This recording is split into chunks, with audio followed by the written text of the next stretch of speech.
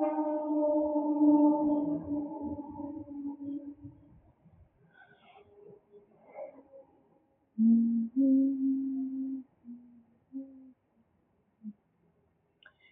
शुरू करते हैं। तो शुरू करने से पहले आपको एक शायरी बताते हैं। वो शायरी ध्यान से और गौर से सुनिएगा और पढ़ने से पहले थोड़ा हिम्मत मिल जाएगा। चलिए आपको हम एक शायरी बताने वाले हैं। क्लास में नींद आए तो चाय को दोस्त बना लेना। क्लास में नींद आए तो चाय को दोस्त बना लेना। और पढ़ाई से डर लगे तो टीचर को अपना बना लेना। ताली मारो। चलिए तो नमस्कार दोस्तों, गुड इवनिंग। आप सभी को इस वीडियो में हम लेकर आए हैं बायोलॉजी क्वेश्चन, जो आरआरबी ग्रुप डी में कितने बार पूछा गया और कई बार पूछा गया है। सभी क्वेश्चन बहुविकल्पीय क्वेश्चन होगा। हम कुछ प्रश्न लेकर आए। अगर वीडियो थोड़ा सा भी हेल्पफुल लगेगा तो इस वीडियो को लाइक और कमेंट में जरूर लिखिएगा। और न्यू लोग इस चैनल पे आए हो तो चैनल को सब्सक्राइब कर लेना, बेल आइकन दबाना ना भूलिएगा। तो शुरू से अंत तक इस वीडियो को जरूर देखिएगा। थोड़ा सा जरूर हेल्पफुल लगेगा आप लोग को और मुझे भी अच्छा लगेगा। आप लोग का एक सपोर्ट मुझे बहुत अच्छा लगेगा। तो चलिए हम शुरू करते हैं इस वीडियो को। क्वेश्चन में क्या कह रहा है देखिए। क्वेश्चन में कह रहा है कि इनमें से किस प्रकार के अंगों की बुनियादी संरचना एवं उत्पत्ति समान होती है किंतु उसके कार्य भिन्न होते हैं। चलिए इसका 4 ऑप्शन दिया गया है। 4 ऑप्शन में से एक आंसर सही होगा। तो बताइए, समजात होगा, सजातीय एवं समरूप होगा, विषम जाति होगा, समवर्ती होगा। चलिए इसका आंसर बताइए। आपको 2 सेकेंड हम देते हैं। चलिए इनका आंसर हो जाएगा ऑप्शन नंबर ए। समजात वो अंग है जो उत्पत्ति तथा संरचना के समान होते हैं तथा कार्य में भिन्न होते हैं, समजात अंग कहलाते हैं। समजात अंग को एग्जाम्पल में, जैसे एग्जाम्पल में बोलते हैं, पक्षी के पंख तथा घोड़े के अग्रपाद, मनुष्य की बाजू तथा गाय के अग्रपाद। समझे? तो इसका आंसर ए हो जाएगा। चलिए नेक्स्ट सवाल क्या कह रहा है, दूसरा नंबर क्वेश्चन। दूसरा नंबर क्वेश्चन कह रहा है कि वैसे अंग जिनकी मौलिक संरचना तो एक समान होती है परंतु उनके द्वारा किया जाने वाला कार्य भिन्न होता है, क्या कहा जाता है बताइए। तो इसका आंसर आप लोग बताइए। इसका आंसर होगा, इसका आंसर होगा ऑप्शन नंबर डी होगा। डी, ऑप्शन नंबर डी होगा कि वैसे अंग जिनकी मौलिक संरचना और उत्पत्ति तो एक समान होती है परंतु उनके द्वारा किया जाने वाला कार्य भिन्न होते हैं, इसे क्या कहते हैं, समजात अंग कहा जाता है। तो इसका आंसर कौन सा होगा, डी, समजात अंग कहलाता है। समझे? वैसे अंग जिनकी मौलिक संरचना तो एक समान होती है परंतु उनके द्वारा किया जाने वाला कार्य भिन्न होता है, इसे क्या कहा जाता है, समजात अंग कहा जाता है। Option number D. चलिए अगला नेक्स्ट सवाल क्या कह रहा है, आप लोग ध्यान से देखिएगा। आई होप आपको ये वीडियो जरूर अच्छा लगेगा। तो आप न्यू लोग देख रहे हो तो शुरू से लास्ट तक देखिएगा। आगे कह रहा है, मानव जाति होमो सेपियंस के प्राचीनतम सदस्यों के अवशेष में देखे जा सकते हैं। चलिए इसका 4 ऑप्शन दिया गया, आप ऑप्शन बताइए इसका। चलिए इसका आंसर हो जाएगा ऑप्शन नंबर डी अफ्रीका। चलिए आगे बढ़ते हैं, चौथा सवाल।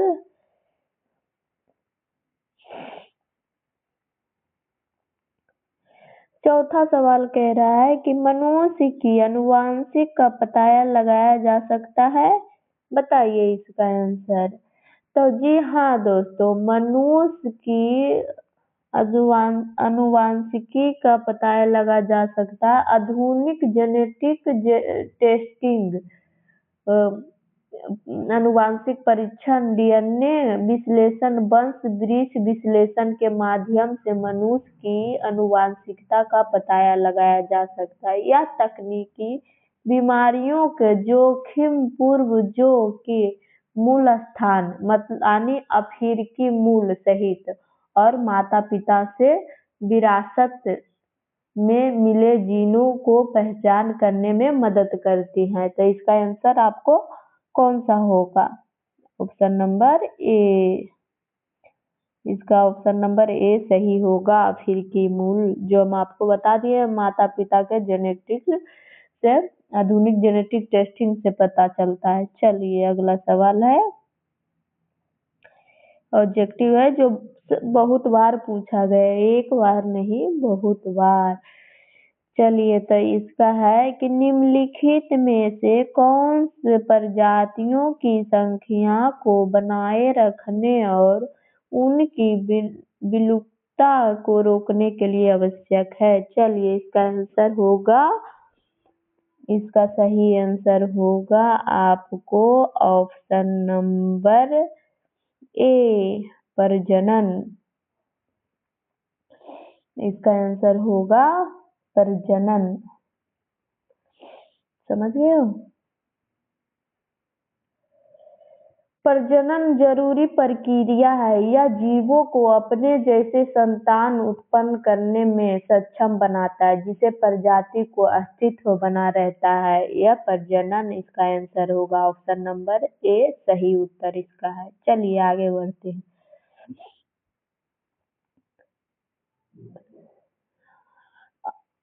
ऑरिजिन ऑफ स्पीसीज नामक पुस्तक किसके द्वारा लिखी गई है? तो इसका आंसर सही उत्तर होगा आपका Charles Darwin, option number C. चलिए आगे बढ़ते हैं।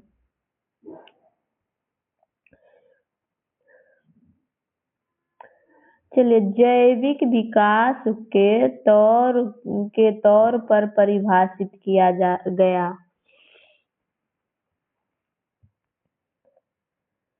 जैविक विकास के तौर पर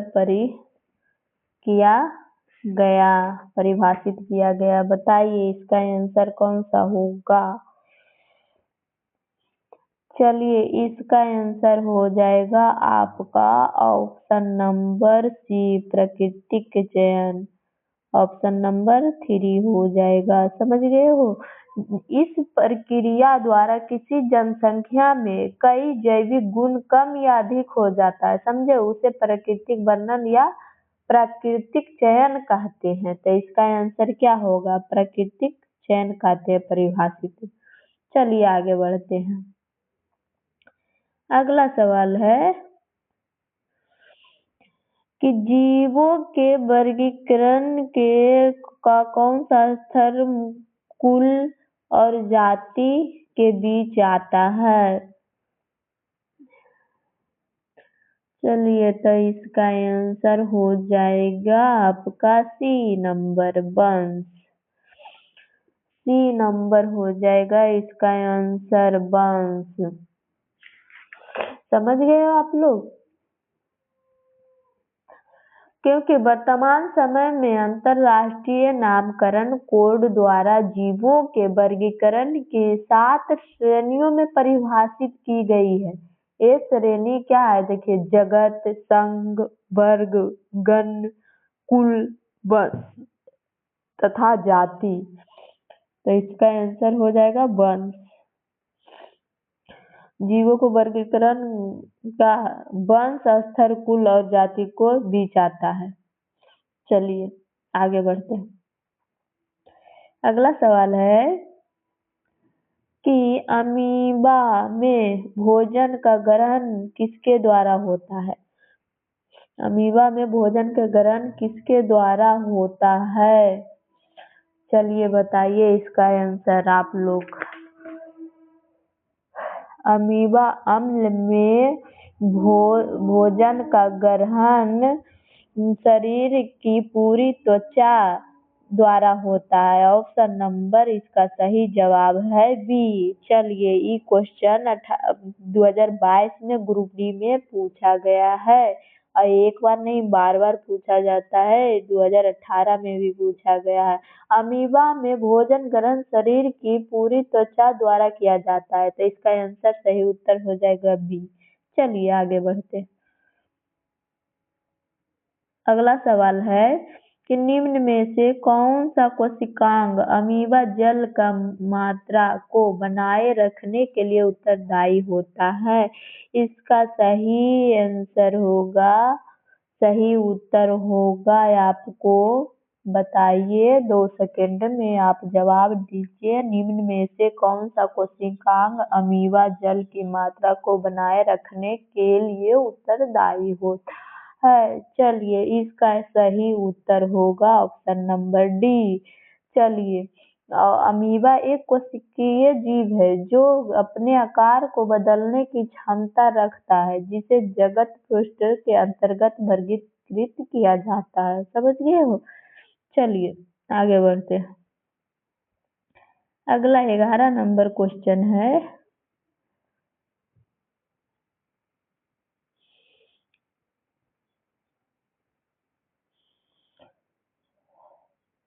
11 नंबर क्वेश्चन है, अमीबा जैसे जीवों के मामले में होने वाला अलैंगिक प्रजनन जिसमें एक जीव के विभाजित होने पर 2 जीवों को उत्पन्न होते हैं, वह क्या कहलाता है? इसका सही आंसर हो जाएगा आपका डी नंबर, बाइनरी विखंडन कहलाता है। अमीबा जैसे जीवों में मामले में होने वाला अलैंगिक प्रजनन जिसमें एक जीव के विभाजित होने पर वह 2 जीवों में उत्पन्न होते हैं, उसे बाइनरी विखंडन कहते हैं। समझ गए? तो इसका ऑप्शन नंबर डी होगा सही आंसर। अगला सवाल चलिए दिखाते हैं आपको। इसका क्या कह रहा है? क्या चीज का उपयोग का वर्मी कंपोस्टिंग में किया जाता है? इसका सही आंसर होगा आपका केचुओं। केचुओं का उपयोग वर्मी कंपोस्टिंग में किया जाता है। ऑप्शन नंबर इसका ऑप्शन सी सही उत्तर इसका होगा। चलिए आगे बढ़ते हैं।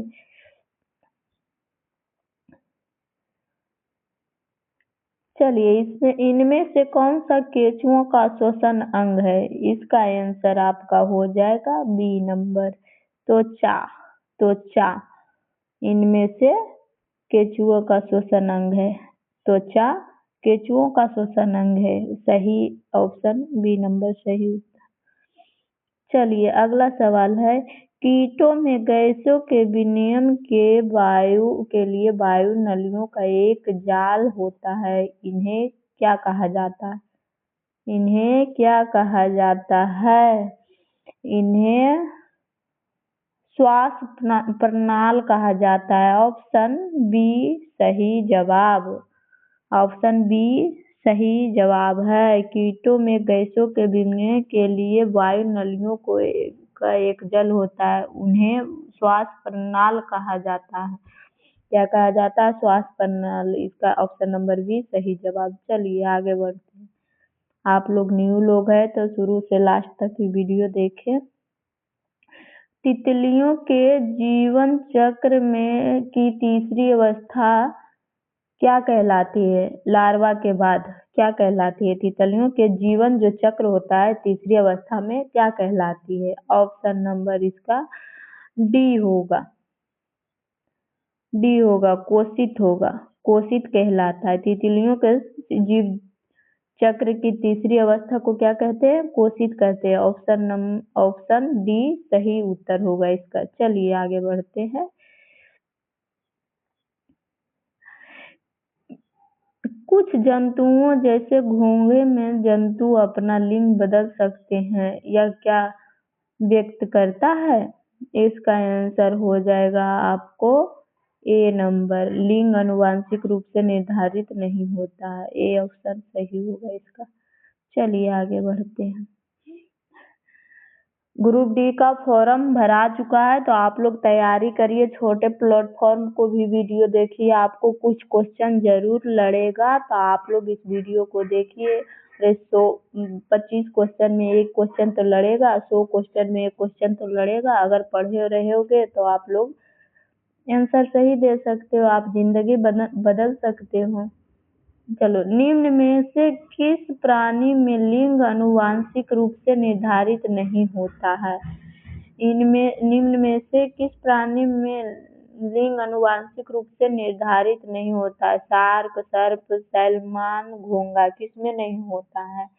बताइए आप लोग। 2 सेकेंड हम आप लोग को देते हैं टाइम।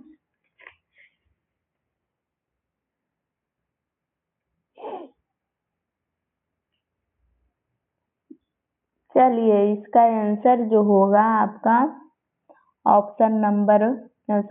ऑप्शन इसका सही उत्तर ऑप्शन होगा डी। डी होगा घोंघा, यानी घोंघा इसका लिंग आनुवांशिकी रूप से निर्धारित नहीं होता है, तो क्या नहीं होता है? घोंघा। ऑप्शन सही, इसका सही उत्तर डी होगा।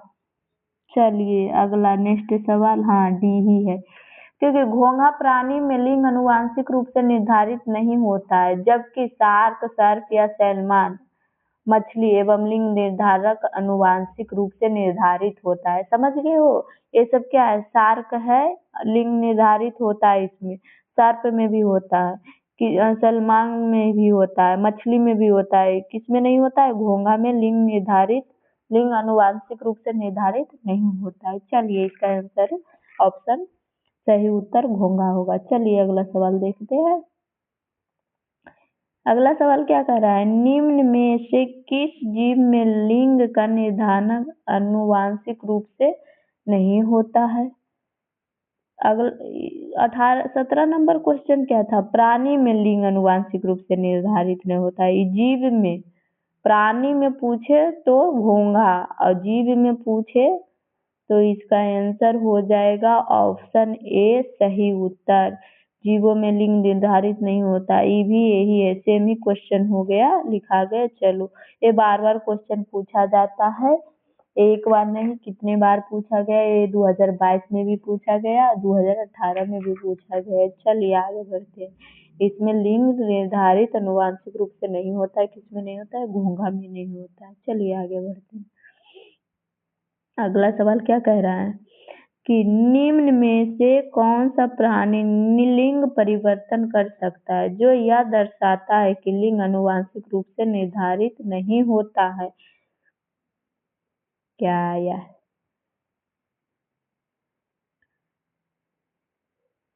कितना बार ये क्वेश्चन पूछा गया है? ऑप्शन इसका भी डी ही होगा। हम 3 बार पूछा गया। देखिए क्वेश्चन आप ध्यान से याद रखिए, किसमें निर्धारित नहीं होता है, तो डायरेक्ट घोंघा रहेगा, घोंघा में एकदम मार दीजिएगा। मेढक में होता है, मछली में भी होता है, शार्क में, घोंघा में नहीं होता है, तो ऑप्शन इसका सही उत्तर डी नंबर होगा। चलिए, इसको समझाने की जरूरत नहीं है, आगे बढ़िए। 20 नंबर क्वेश्चन क्या कर रहा है?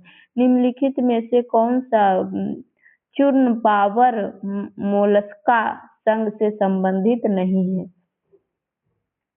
चूर्ण पावर मोलस्का से संबंधित नहीं है, इसका ऑप्शन नंबर आंसर बी होगा, एंटीडोन। एंटीडोन इसका ऑप्शन बी सही उत्तर होगा। समझ गए हो?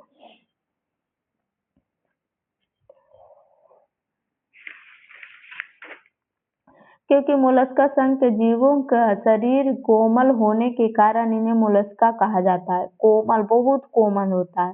मोलस्का के मुख्य विशेषता यह है कि कई कार्यों के लिए इनमें से एक ही अंग का इस्तेमाल होता है। घोंघा, ऑक्टोपस एवं कैटन इनके उदाहरण हैं, जबकि एंटीडोन एक इकाइनोडर्मेट्रा संघ का प्राणी है। चलिए इसका आंसर ऑप्शन बी सही उत्तर इसका होगा। चलिए आगे बढ़ते हैं कि इनमें से किस जीवों में 3 कोष्ठीय हृदय होता है। इनमें से किस जीवों का 3 कोष्ठीय हृदय होता है, ये 2022 में क्वेश्चन पूछा गया है। तो इसका आंसर होगा मेढक। ऑप्शन सी सही उत्तर है। चलिए मेढक होगा। मेढक में मानव की तरह ही एक जोड़ी फेफड़े होते हैं, लेकिन वे अपने से भी शोषण कर सकते हैं। किससे शोषण कर सकते हैं बताइए। इसका ऑप्शन नंबर सी सही आंसर होगा। कौन होगा? सी, क्लोम से अपने शोषण कर सकते हैं। चलिए आगे बढ़ते हैं। चलिए में दोहरा परिसरण नहीं होता है। तो सर्पों, मछलियों, मेढकों, गरुड़ों किसमें दोहरा परिसरण नहीं होता है? इसका आंसर हो जाएगा सी। ऑप्शन सही उत्तर इसका सी हो जाएगा। मेढकों में समझ गए हो, क्योंकि मेढकों में दोहरा परिसरण नहीं होता है। स्तनधारियों और पक्षियों द्वारा दोहरा परिसरण मार्ग पाया जाता है। इस प्रकार के परिसरण तंत्र वाले जंतुओं के हृदय 4 कक्षीय होता है। चलिए इसका आंसर मेढक हो जाएगा। ऑप्शन नंबर सी सही उत्तर है इसका। चलिए आगे बढ़ते हैं कि निम्न विकल्पों में से 3 कक्षीय हृदय वाले जीव का नाम बताएं। 3 कक्षीय हृदय वाले जीव का नाम बताएं। ऑप्शन इसका डी सही उत्तर होगा। सैलामेंडर इसका सही आंसर सैलामेंडर होगा। चलो ऑप्शन डी सही जवाब है इसका। चलिए आगे बढ़ते ही 2022 में पूछा गया था। अब इसका देखिए आरआरबी ग्रुप डी में 2022 में पूछा गया था। चलिए राना टिग्रीना किस जीव का वैज्ञानिक नाम है? राना टिग्रीना किस जीव का वैज्ञानिक नाम है? तो इसका आंसर हो जाएगा आपका सही जवाब है बी, एशियाई मेढक। तो समझ गए। इसे राना टिग्रीना होप्लोबैक्टेरस टाइग्रिन्स के नाम से जाना जाता है। भारतीय उपमहाद्वीप में पाए जाने वाले एक बड़े आकार का राना टिग्रीना को होप्लोबैक्टेरस टाइग्रिन्स के नाम से जाना जाता है। भारतीय उपमहाद्वीप में पाए जाने वाले भारतीय बुलफ्रॉग का वैज्ञानिक नाम है। यह एक बड़े आकार का पानी के पास रहने वाला क्या है? मेढक है। आमतौर पर भारतीय बुलफ्रॉग या एशियाई मेढक कहा जाता है। समझे? तो इसका आंसर ऑप्शन सही बी आंसर होगा एशिया मेढक। आई होप आपको ये वीडियो अच्छा लगा होगा। तो आप इस वीडियो को चैनल को लाइक एंड सब्सक्राइब करें। थोड़ा सा भी हेल्पफुल लगे तो वीडियो में कमेंट लिखें और ऐसे लिखे और शुरू से लास्ट तक देखें। आपका एक न एक क्वेश्चन का हल निकल जाएगा। Thank you all my subscriber. मिलते हैं अगले नेक्स्ट वीडियो।